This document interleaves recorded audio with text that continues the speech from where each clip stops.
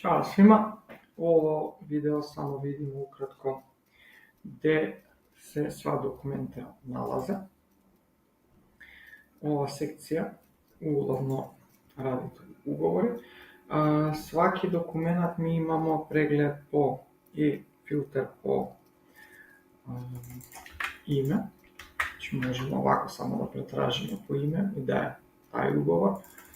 Možemo da pretražimo da sistem nam daje sve rezervacije koje su rađene u novembar.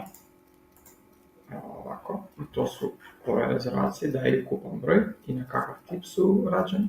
Ili možemo da izvučimo daje mi sve rezervacije koje su broj 30, odnosno ugovor broj 30. Ukoliko želimo, možemo da sve ovo izvučimo u Excel, da bi imali koji putnik kada je uplatio neka lista na pregledu Excel na sve ugovore.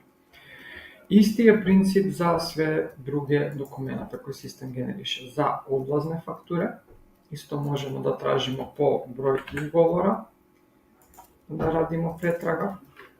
Možemo da radimo pretraga po periode kad su rezervacije rađene, ili možemo da radimo pretraga po status na fakture, da li su neplaćene, plaćene, delimično plaćene i od kojih subagenti su isto tako radili.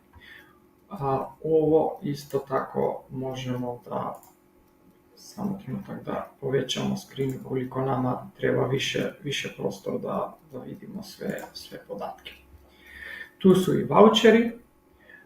Kod voucheri imamo listu PDF da izvučemo i možemo da izvučemo svaki dokument, možemo da izvučemo i u Word format, ukoliko bi htjeli da radimo neke male edite nadvor ovog sistema. Evo su i uplatnice za svaki putnik, isto tu možemo da radimo pretraga po putnik.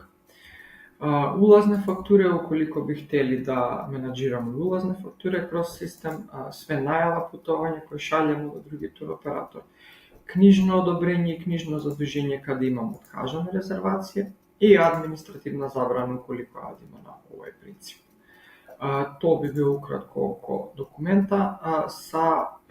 Bitna informacija da svaki ugovor, odnosno svaka rezervacija koja se otkaže, mi isto to pratimo i možemo da je ovako izvučemo, da je nama svaka otkažena rezervacija.